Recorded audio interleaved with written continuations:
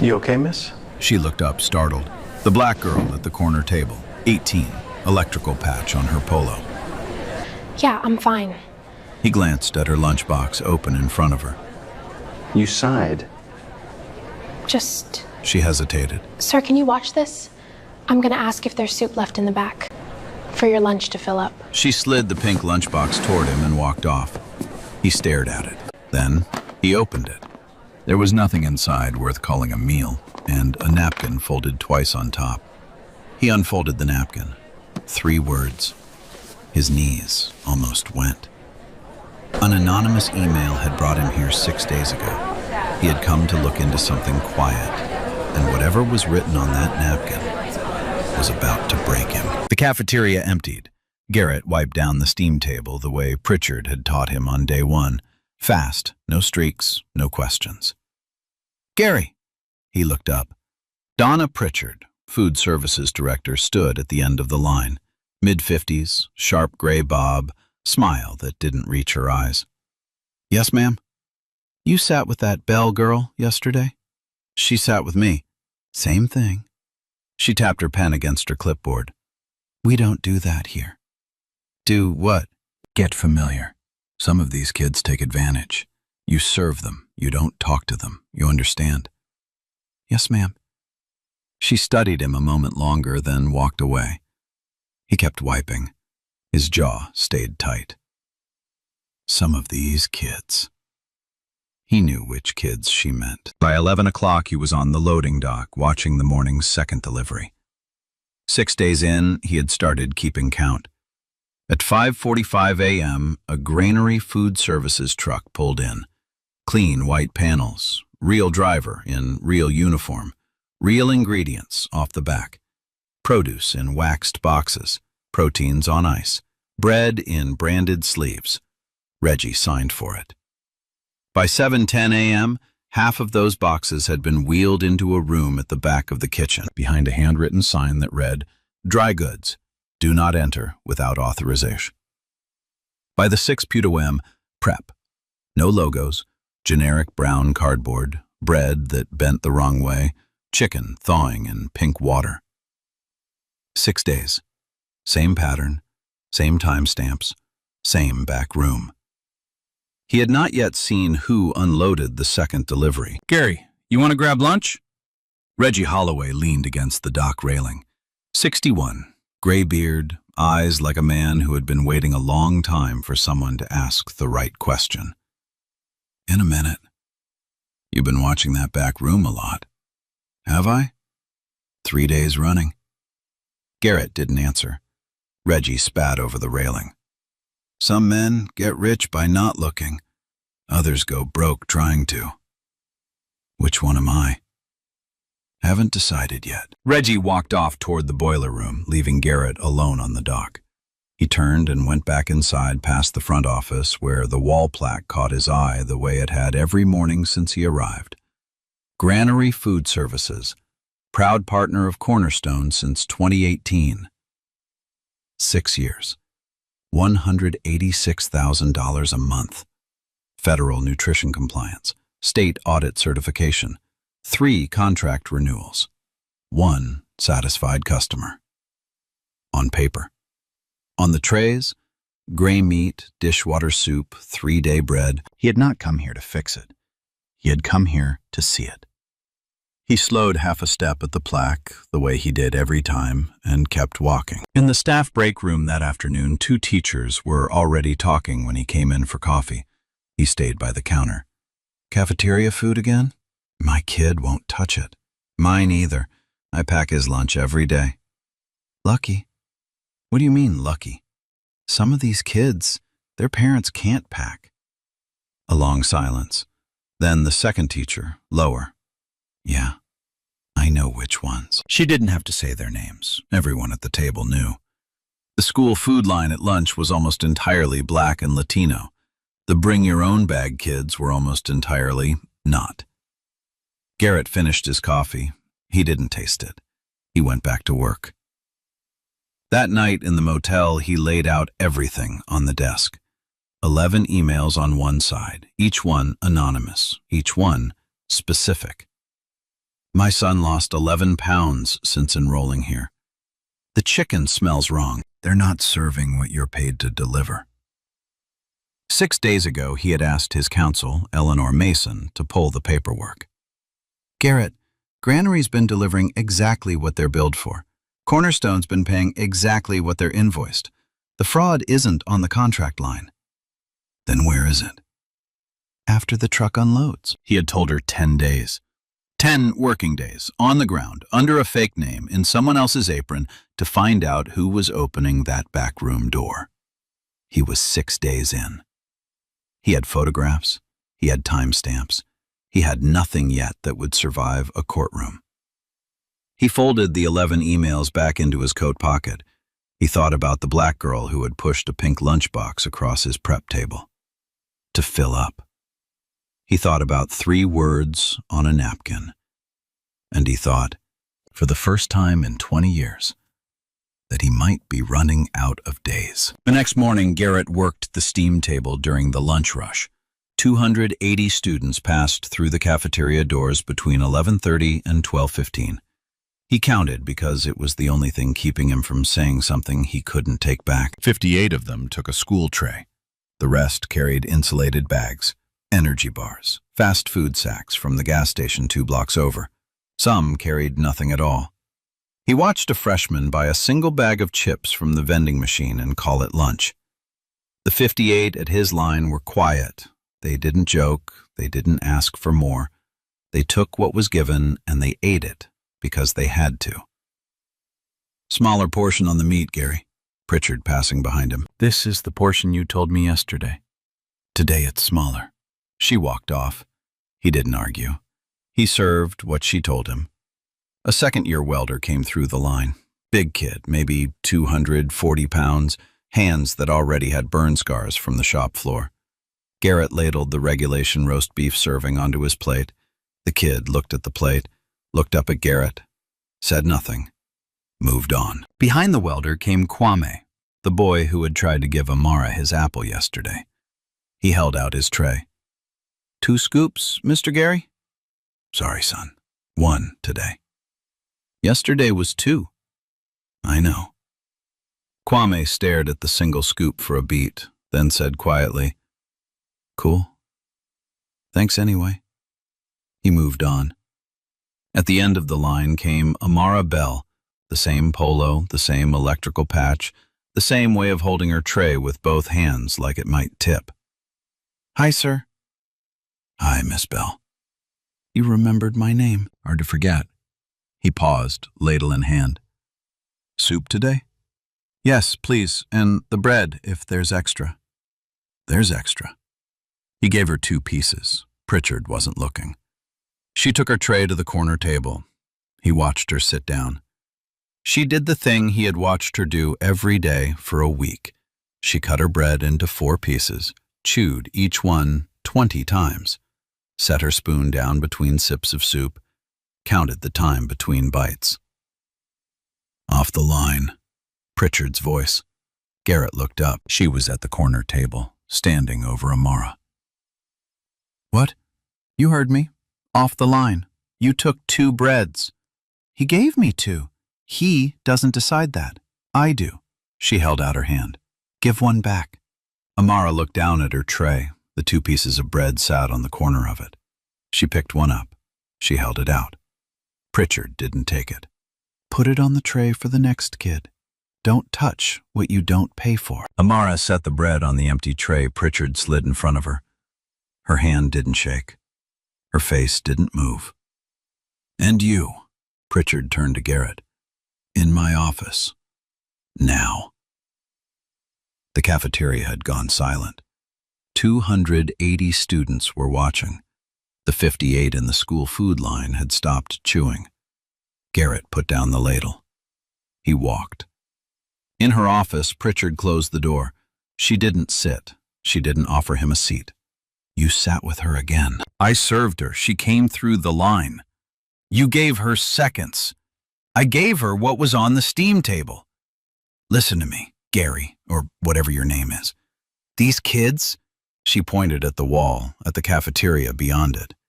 They will eat you alive if you let them. They will take and take and take, and then they will go home to families that taught them entitlement is a virtue. We feed them. We don't befriend them. You step out of line one more time, you are gone. Are we clear? Yes, ma'am. Good. She opened the door. He walked out. Reggie was standing by the dish station, mop in hand. He didn't look up, but as Garrett passed, he said, low enough that only Garrett could hear, "She's been doing that for 3 years, son. 3 years. And the only people who ever stand up are the ones who can afford to lose the job." Garrett kept walking. He went back to the steam table. The line was gone. Amara was still at her corner. She had not touched the soup. She was reading her napkin. He didn't go near her. He thought, 4 days. I have 4 days left. And then everything I have seen in this building is going to belong to a courtroom. He picked up the ladle. He kept his face still. The motel room was cold. The air conditioner clicked on at 1 a.m. and didn't stop. Garrett sat at the laminate desk with the burner phone open. 11 emails on one side, a legal pad on the other. 3 columns: what I have, what I need, what I can lose. The third column was the shortest. He dialed Eleanor. "Garrett, it's late. I have 4 days. For what? To get something that survives a courtroom." He heard her shift in bed, then paper being pulled across a nightstand. "Tell me what you've got." "Granary truck unloads at 5:45. Premium product, real seals. By 7:10, half is in a locked room. By 7:50, generic boxes are out for prep." "You have photos?" 6 mornings, timestamps, GPS, plate of the panel van that does the swap. "That's a substitution. Wire fraud against a federal nutrition contract. 36-month sentencing guideline." "Not enough." "Why?"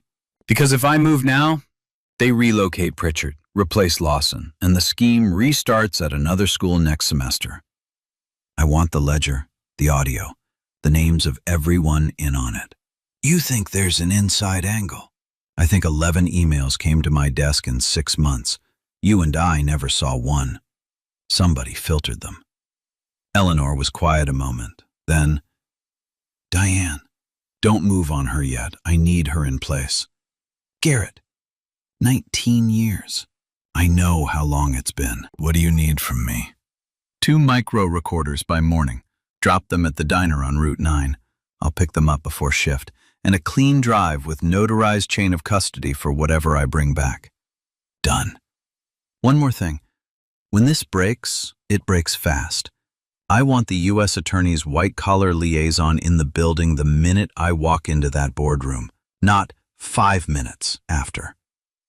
That takes a call I can't make at 1 a.m. Make it at 6. He almost hung up. Then, "There's a girl here." I assumed. 18, eats 1 sandwich and an apple for lunch and saves half for the bus ride home. Her grandmother writes her notes on napkins. "What kind of notes?"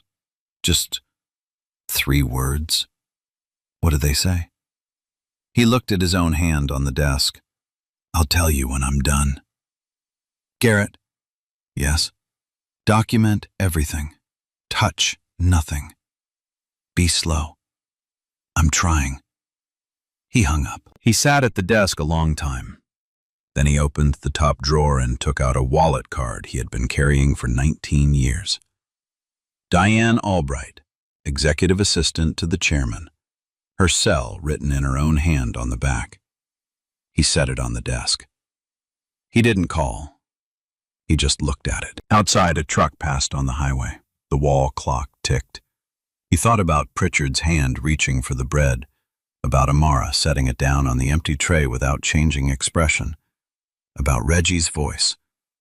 The only people who ever stand up are the ones who can afford to lose the job. He could afford to lose every job in this country. That was the problem. He picked up the legal pad and wrote 1 line at the bottom of the 3rd column in capitals. "I have been too far away for too long." Then a single word under it. "Slow." He turned off the light. He didn't sleep. Day 7, 5:12 a.m. He was already on the loading dock when the granary truck pulled in. He stayed behind the dumpsters this time, phone in one hand, recorder in the other. The driver unloaded. Produce in waxed boxes, proteins on ice, bread in branded sleeves. Reggie signed the manifest. The truck left at 5:58. 6 minutes later, a white panel van with no markings backed in. 2 men in gray shirts got out. They didn't speak. They knew the routine. They wheeled half the granary boxes out and loaded 8 of their own in. Generic brown cardboard, no logos, no invoices changing hands. Plates. NC7K330. Side panel had a magnetic decal slot. Empty. They were gone by 6:42. He had it. Plates, faces, timestamps, box count, audio of the dock door rolling open and shut.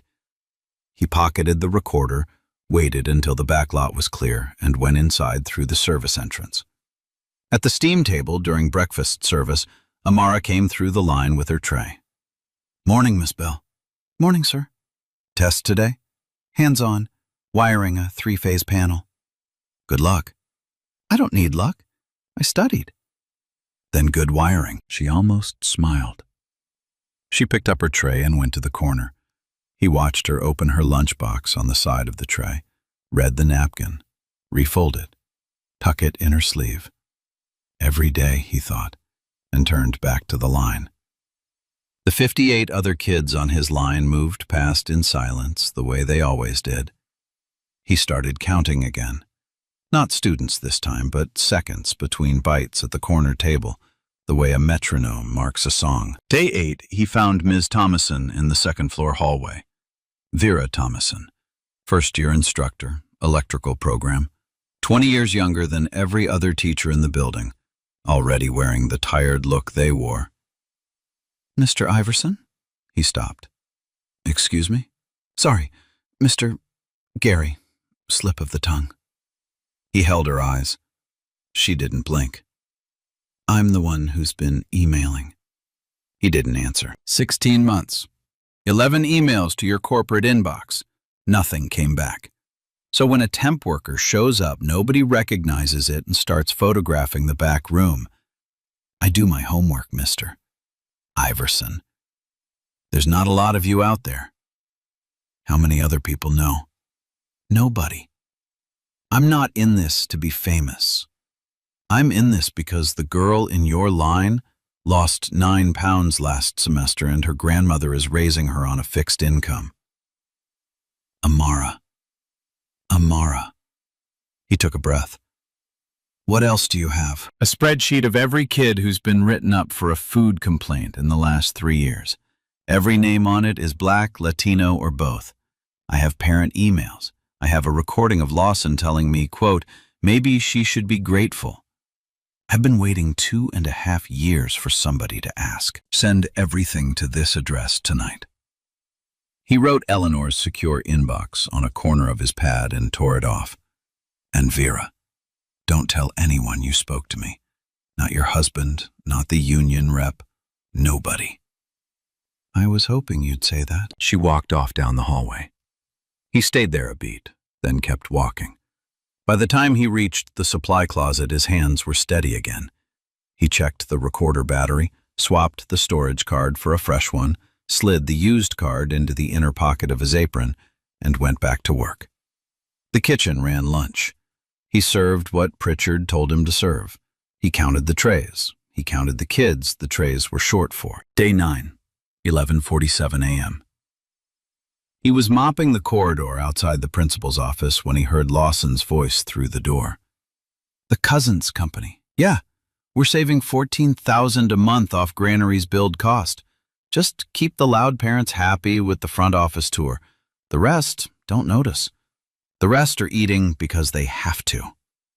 A pause, then a laugh, hollow and pleased with itself. "Donna handles it. Don't worry about Donna. Donna's clean as a sheet. She does what I tell her, and she takes her cut, and she keeps her mouth shut. The whole thing runs on her not caring and me caring just enough." Garrett kept mopping. He kept his face neutral. He let the recorder in his apron pocket run. He moved the mop in slow, even arcs across the corridor tile, the way a man might who actually worked in school buildings. He had everything now for the financial trace. He had the operational footprint. He had Vera's documentation. What he still needed was the ledger. And that night, Reggie gave him the next best thing. The maintenance man pulled him into the boiler room without a word, closed the door, locked it, reached behind a heating duct and pulled out a thumb drive sealed in a sandwich bag. 2 years. Of what? Audio. Pritchard's back room, Lawson's office, the break room.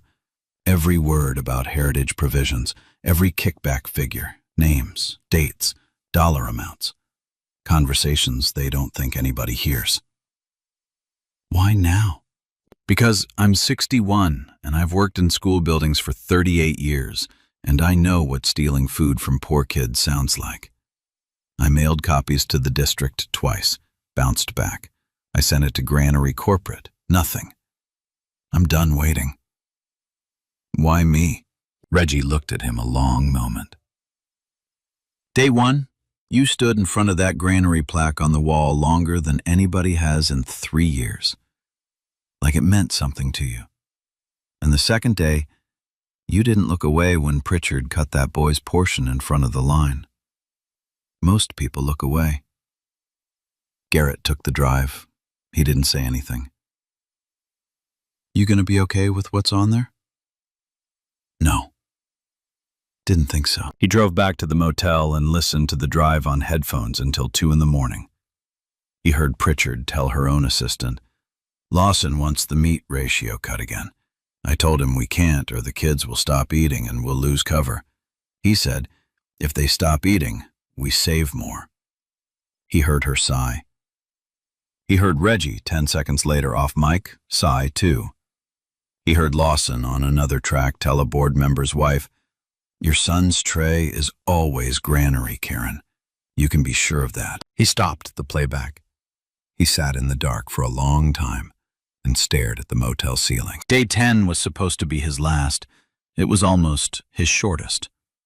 Amara wasn't at lunch. Vera found him at the steam table during cleanup. Her face had changed. Her grandmother had a stroke last night. Small one. She's at county. Amara's been there since 2 a.m. Garrett took off his apron. He folded it on the prep table. I'll be back in an hour. Pritchard's gonna notice. Let her. He drove to the bakery on 8th.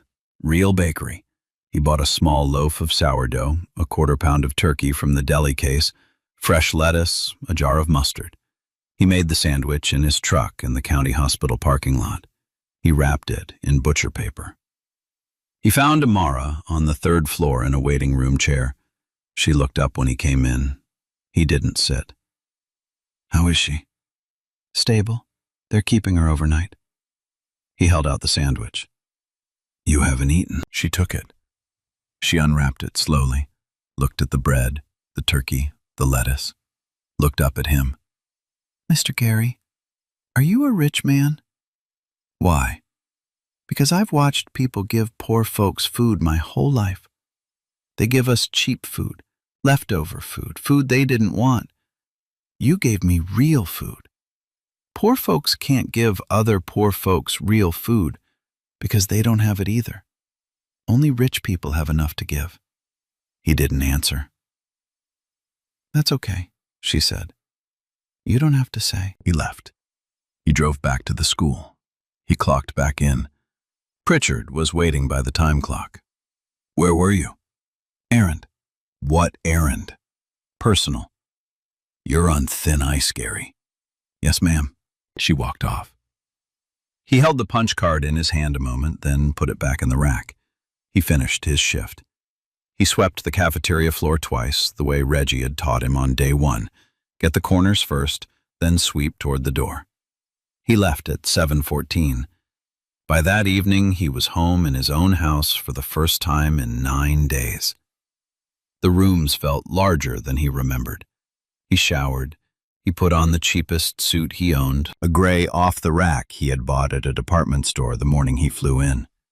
He called Eleanor. Board meeting, 9 a.m. tomorrow. Don't tell them who's coming. What about Diane? Tomorrow, after the boardroom. I want her in the building when it breaks. All right. He hung up.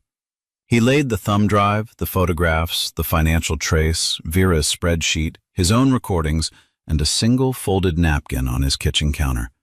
He stood there a long time. He thought about 3 words. He thought about only rich people have enough to give. He thought, tomorrow, you give it. 4:30 a.m., day 11. Reggie unlocked the back door of the kitchen from the outside and Garrett slipped in behind him. The cafeteria was dark. The freezer ticked. They didn't speak until they reached the dry goods door. You sure about this? I'm sure. Once we open this door, son, you can't put it back. I'm not trying to put it back. Reggie nodded once. He took the master key off his belt ring. The lock turned with a soft click. He pushed the door open with the back of his hand. The room was the size of a single car garage. Stacks of off-brand cans lined the left wall 3 pallets deep. To the right, a chest freezer full of meat in plain plastic. Garrett opened it. The chicken was gray and crystallized at the edges. Underneath each peeling sticker was another sticker, older, with a different expiration date. In the corner stood a small office desk with a label printer on it. A box of blank stickers, a stack of expired meat trays with the original USDA dates still showing under the new ones. He photographed 3 trays in sequence, lifting the top sticker on each to expose the original. They've been doing this in the building, Reggie said quietly, not even bothering to do it off-site. How long? 3 years I've been recording. Probably longer. Behind the printer, on a metal shelf, sat a black 3-ring binder. The cover bore a single typed label, Heritage Provisions, Internal. Garrett took it down. He laid it flat on the desk. He opened it. 30 pages of monthly accounting. Pritchard's handwriting. Each page tracked the difference between what Granary delivered and what Heritage substituted, line item by line item. Each month totaled out at the bottom in red ink, roughly $14,000. He flipped to a quarterly summary, $504,000. Below it, 4 sets of initials in pen. HLDP.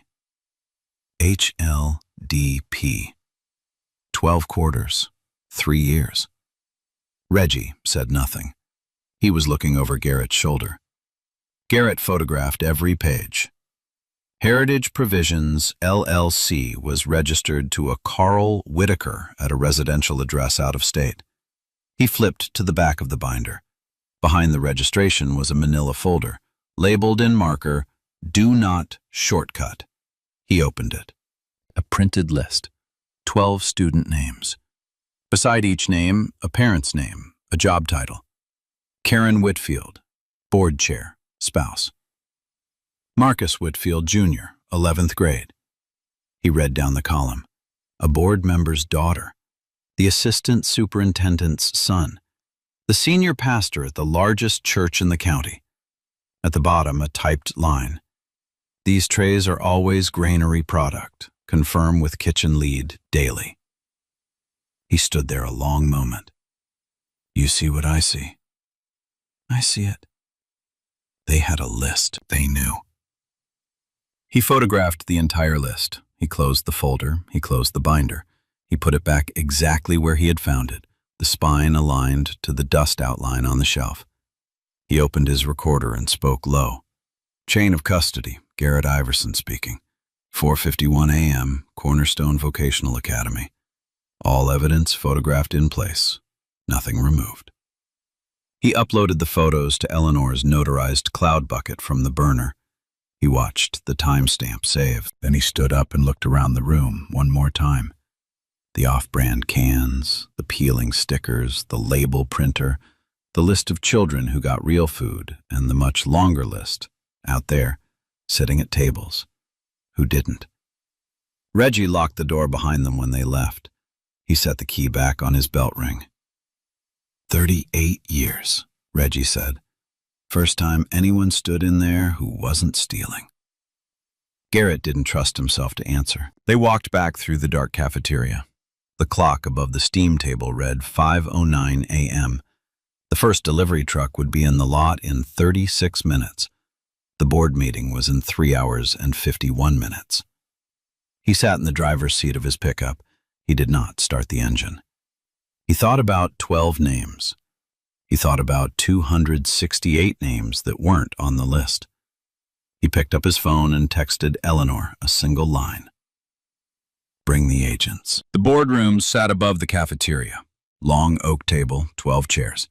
At 8:54 a.m., the chairs began filling. Howard Lawson came in first in a navy suit, shaking hands with the chairman's wife, smiling the way he always smiled at people who signed his renewals.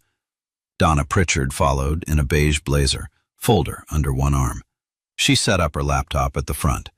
Title slide, Nutrition Services, Year-over-Year Performance.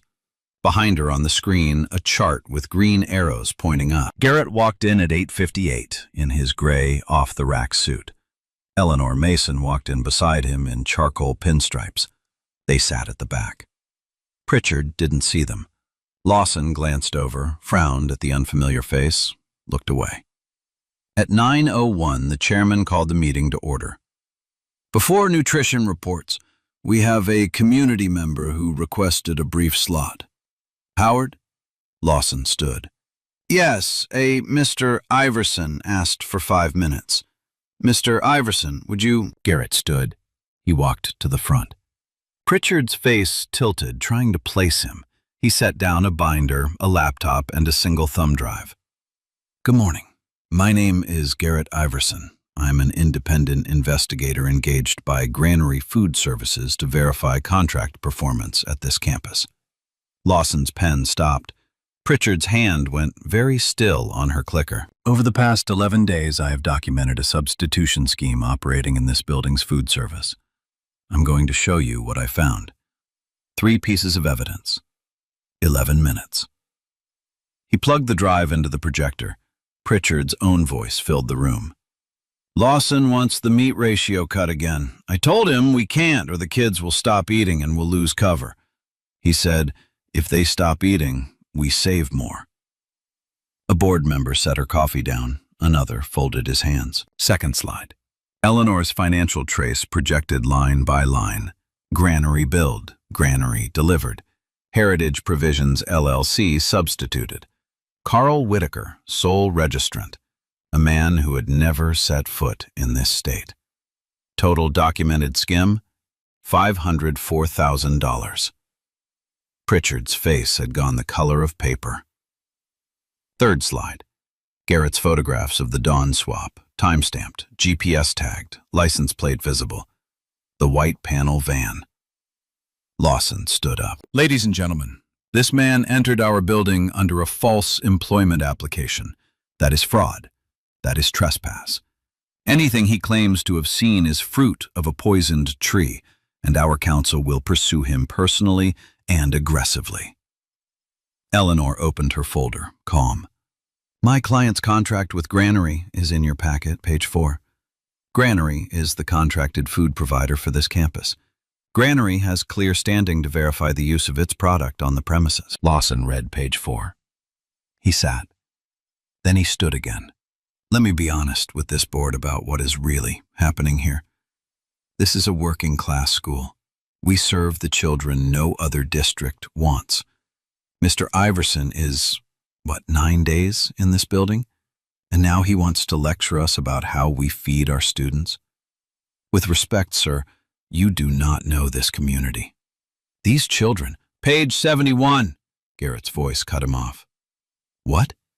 In your packet. Page 71. The chairman opened his packet. The other board members opened theirs. Pages turned. Do not shortcut, Garrett read aloud. 12 names, each one a child of a donor, a board member, a senior administrator. Page 71, line 3. Marcus Whitfield, Jr., 11th grade.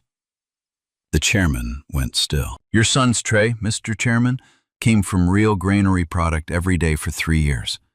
The other 268 kids in this building ate from Heritage. Mr. Lawson maintained the list. Ms. Pritchard executed it. You did not write it, but your son's name is on it, and his tray was always full. The chairman put both hands flat on the table. A board member 3 seats down said, very quietly, "My daughter is on this list." Another said, "Mine too." Pritchard turned to Lawson. "Howard, I followed your direction. The budget parameters came from the administration." "Donna, do not. You said the kids who mattered were taken care of. That's what you said. I have it in writing. 3 emails. November." Lawson's hand found the edge of the table. Eleanor stood. "For the record, the county paid Granary in full every month for 3 years. Granary delivered in full every month for 3 years. The two of you, together, stole the difference. $504,000. The door opened. 2 federal agents and the U.S. Attorney's white-collar liaison stepped inside. The senior agent held up a badge. "Mr. Lawson? Ms. Pritchard? Step away from the table, please." Lawson did not move at first. He looked at the chairman. The chairman did not look back. He looked at the woman from accounting. She turned her chair 45 degrees away from him. He looked at the board member whose daughter was on the list. The board member would not meet his eyes either. He stood up slowly. The agent read him his rights. Pritchard was crying by then, silent, hands flat on her thighs. They walked her out first. The chairman sat very still. "Mr. Iverson," he said, "who exactly are you with Granary?" Garrett closed his laptop. He picked up the thumb drive. "I'm an investigator, engaged by Granary. That's all this room needs from me today." He walked out. Eleanor walked out beside him. Vera Thomason, in the 3rd row, stood up and asked the chairman if she could enter 16 months of documentation into the record. 3 other staff members raised their hands. The chairman, still staring at the table, said, "Yes, please." The cafeteria was empty when Garrett walked back in at 10:42 a.m. Federal agents were photographing the dry goods room. 2 FBI evidence techs were tagging the binder. Reggie stood by the steam table with his arms folded, watching them work. "That was something to see. I'm not done." "Didn't think you were." By noon, Garrett was in the interim principal's office with Eleanor, the district superintendent who had driven down from the county seat, and a woman from state nutrition compliance. They had pulled 3 folding chairs around the desk. Garrett spoke for 37 minutes without notes. When he finished, the superintendent said, "Mr. Iverson, with respect, Granary is a contractor. You can recommend, you can't restructure." Eleanor opened her folder. "Granary will absorb the cost of the program reforms we are about to propose. Granary will fund an independent annual audit at Granary's own expense. Granary will guarantee universal full meals for every enrolled student at this campus. No application, no income test, for the duration of the current contract and the next 2 renewal cycles." The superintendent stared at her. "Granary will sign that today?" "Granary's chairman is in this room." The superintendent looked at Garrett, then at Eleanor, then at Garrett again. He did not say anything for a long moment. He did not have to. "All right," he said finally. "What are you proposing?" Garrett laid 8 typed pages on the desk. Delivery verification at every drop, with 3 signatures required. Faculty, rotating student representative, independent auditor. No back room. The dry goods storage permanently unlocked, motion cameraed and visible from the cafeteria through a new glass wall. Open kitchen day. Parents and students welcome on any unannounced shift. Public budget portal. Every dollar Granary received published online weekly. Independent annual audit. Outside firm only. No Granary or district relationships. Results published in full. No list. Identical trays for every student, no exceptions. The Do Not Shortcut folder shredded that afternoon in front of the new interim administration. 3 full meals a day for any enrolled student, no sign-up. Whistleblower protections for Vera, for Reggie, and for any future staff member who reported misconduct. Written, signed, and filed with the state. The superintendent read each page. He read them twice. Mr. Iverson, this is going to cost Granary nearly $1 million a year above the contract. I'm aware. For one campus. For now. What does "for now" mean? It means I have 8 sister campuses on Granary contracts and an internal audit team that's going to be very busy starting Monday. The superintendent set the papers down. You could have called any of this in, from your office, with a phone. I tried. For 9 years.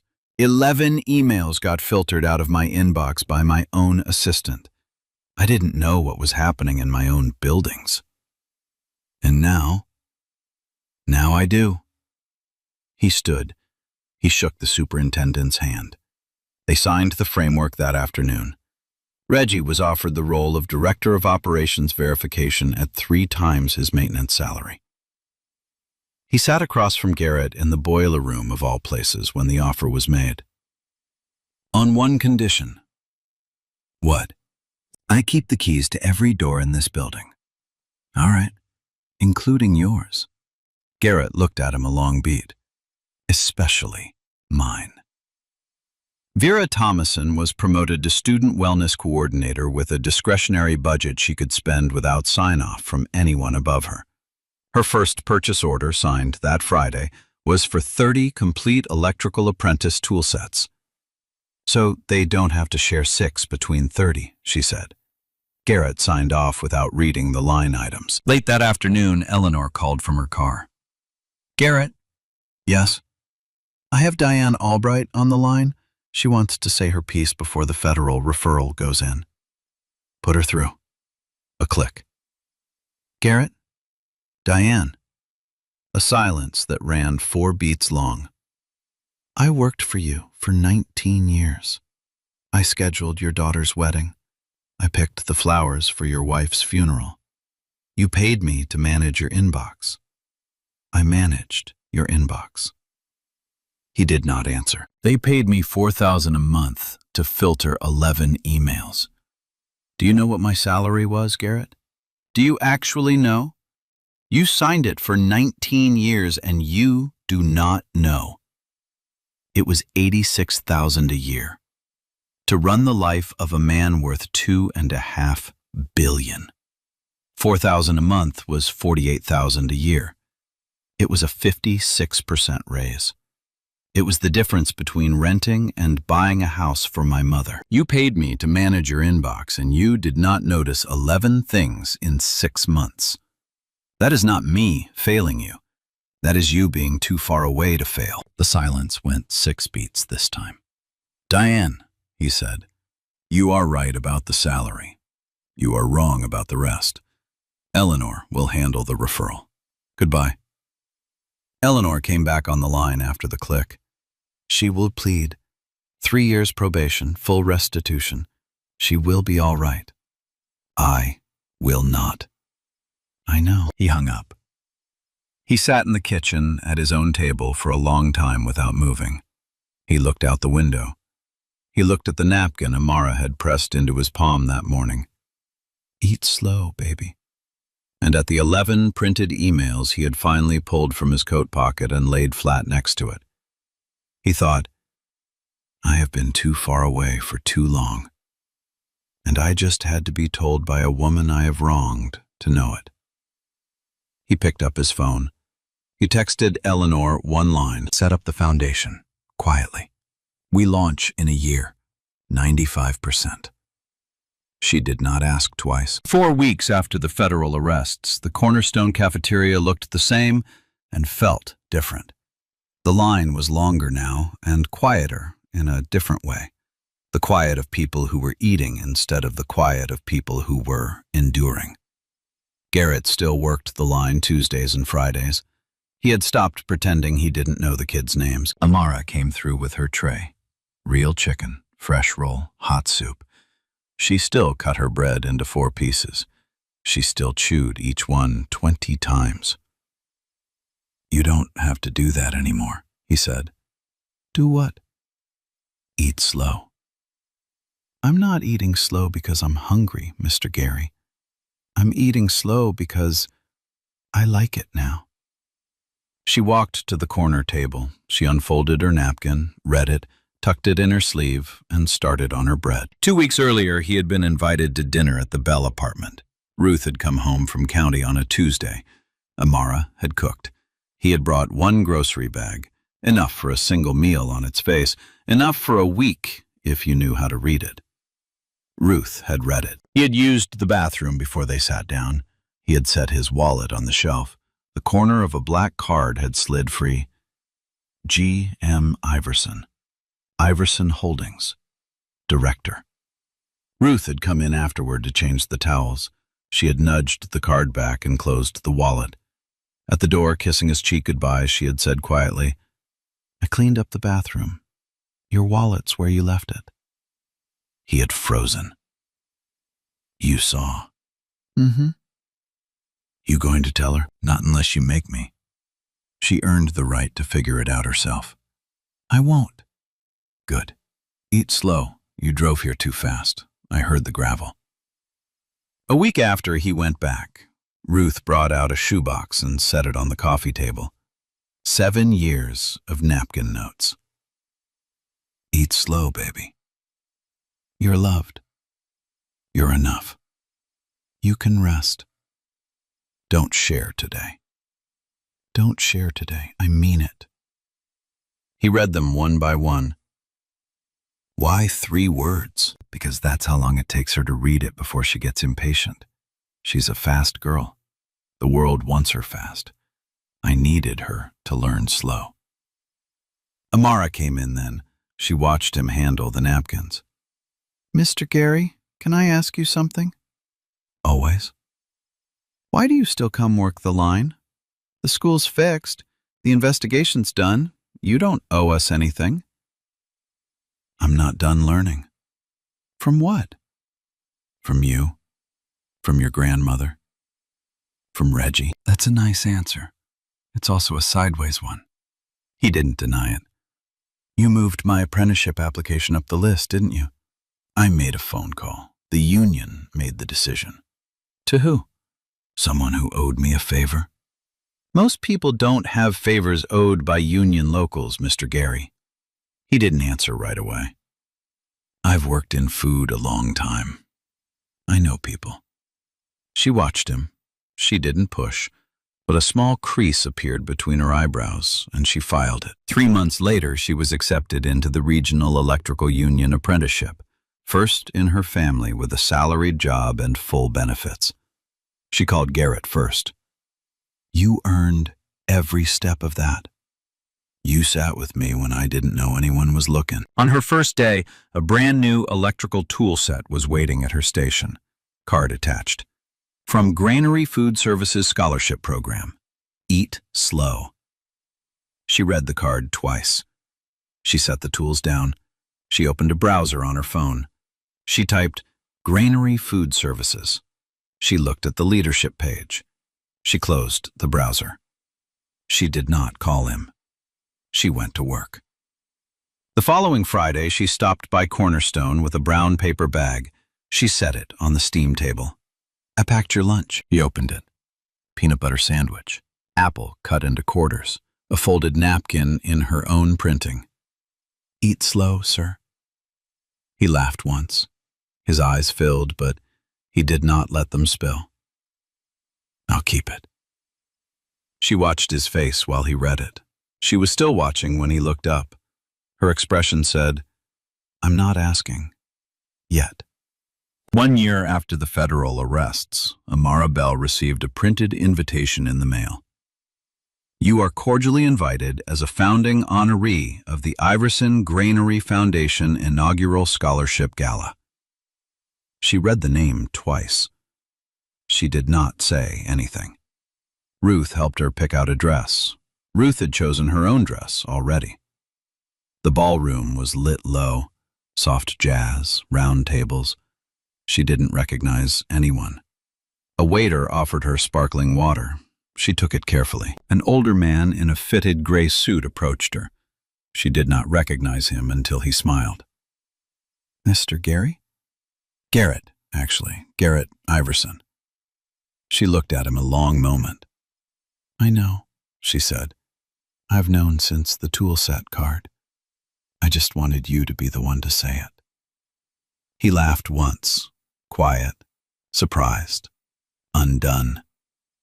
The MC at the podium tapped his microphone. Please welcome the founder and sole funder of the Iverson Granary Foundation, who has today committed 95% of his personal wealth, approximately $2.5 billion, to permanently fund nutrition, housing, and trade school scholarships for working-class students across the country. The foundation's flagship pilot launched last year at Cornerstone Vocational Academy, where Mr. Iverson personally worked the lunch line under an assumed name for 11 days. Amara did not look at the podium. She kept looking at him. He reached into the inner pocket of his suit and took out a folded paper napkin. He handed it to her. She unfolded it. 3 words in his own careful handwriting. You were right. You told me poor folks can't give other poor folks real food because they don't have it, he said. I had it. I didn't give it. I'm trying to learn how.